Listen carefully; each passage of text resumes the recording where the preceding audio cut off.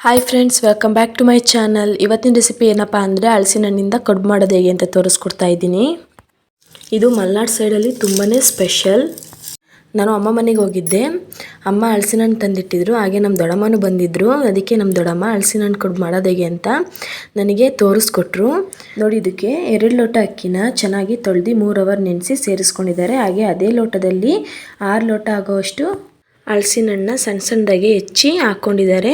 ಹಾಗೆ ಅರ್ಧ ಲೋಟ ಬೆಲ್ಲ ಮತ್ತು 4 ಮೆಣಸು, 2 ಏಲಕ್ಕಿನ ಸೇರಿಸ್ಕೊಂಡಿದ್ದಾರೆ. ಈಗ ಇದನ್ನು ಇಡ್ಲಿಗೆ ರುಬ್ತೀವಲ್ಲ, ಆ ರೀತಿ ತರಿಯಾಗಿ ರುಬ್ಕೊಂಡಿದ್ದಾರೆ.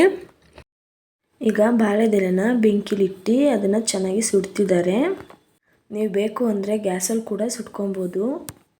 ಯಾಕೆ ಸುಡ್ತಾರೆ ಅಂದರೆ ಅದು ಫೋಲ್ಡ್ ಮಾಡುವಾಗ ಎಲೆ ಹರ್ಕೊಬಾರ್ದು ಅಂತ ಸುಡ್ತಾರೆ. ಸ್ವಲ್ಪ ತೆಳುವಾಗಂಗೆ ಸುಟ್ಕೊಂಡ್ರೆ ಸಾಕು, ಜಾಸ್ತಿ ಹೊತ್ತು ಸುಡೋದೇನು ಬೇಡ. ಇದಕ್ಕೆ ಹಣ್ಣಿಟ್ಟು ಅಂತ ಕೂಡ ಕರೀತಾರೆ. ನೋಡಿ, ಬಾಳೆದೆಲೆ ಎಲ್ಲ ಸುಟ್ಕೊಂಡು ಆದಮೇಲೆ ಬಾಳೆದೆಲೆಗೆ 1 ಸೌಟ್ ಆಗುವಷ್ಟು ಹಿಟ್ಟನ್ನ ಸೇರಿಸ್ಕೊಂಡು ನೋಡಿ ಈ ಥರ ಮಡ್ಚ್ಕೊತಾ ಇದ್ದಾರೆ.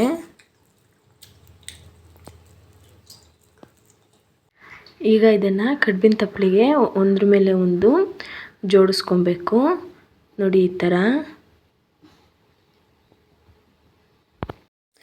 ಎಲ್ಲ ಮಾಡ್ಕೊಂಡು ಈ ಥರ ಇಟ್ಟಾದಮೇಲೆ ಇದನ್ನು ಟೈಟಾಗಿ ಮುಚ್ಚಿಬಿಡೋಣ. ಮುಚ್ಚಿ ಒಂದು ಅರ್ಧ ಗಂಟೆ ಇಲ್ಲ 3/4 ಗಂಟೆ ಚೆನ್ನಾಗಿ ಬೇಯಿಸ್ಕೊಬೇಕು. ನೀವು ಗ್ಯಾಸ್ ಮೇಲೆ ಮಾಡ್ಕೊಳೋದಾದರೆ 15 ನಿಮಿಷಕ್ಕೆ ಬೆಂದ್ಬಿಡ್ತವೆ. ನೋಡಿ, ಈಗ ಇದು ಬೆಂದಿದೆಯೋ ಇಲ್ವಾ ಅಂತ ಚೆಕ್ ಮಾಡ್ಕೊತಾ ಇದ್ದೀನಿ. ಬೆಂದಿದೆ. ಇದನ್ನೆಲ್ಲ ಒಂದು ಬೇಸನ್ಗೆ ತೆಗೆದಿಟ್ಕೊಂಡಿದ್ದೀನಿ. ನೋಡಿ ಹೇಗೆ ಬಂದಿದೆ ನೋಡಿ, ತುಂಬಾ ಚೆನ್ನಾಗಿ ಬಂದಿದೆ. ಇದ್ರ ಜೊತೆಗೆ ಸ್ವಲ್ಪ ತುಪ್ಪ ಹಾಕ್ಕೊಂಡು ತಿಂದರೆ ತುಂಬ ಚೆನ್ನಾಗಿರುತ್ತೆ. ನೋಡಿದ್ರಲ್ಲ ಇವತ್ತಿನ ರೆಸಿಪಿ. ಇಷ್ಟ ಆದರೆ ಪ್ಲೀಸ್ ಲೈಕ್ ಮಾಡಿ, ಶೇರ್ ಮಾಡಿ, ಕಮೆಂಟ್ ಮಾಡಿ, ಸಬ್ಸ್ಕ್ರೈಬ್ ಮಾಡೋದನ್ನ ಮರಿಬೇಡಿ.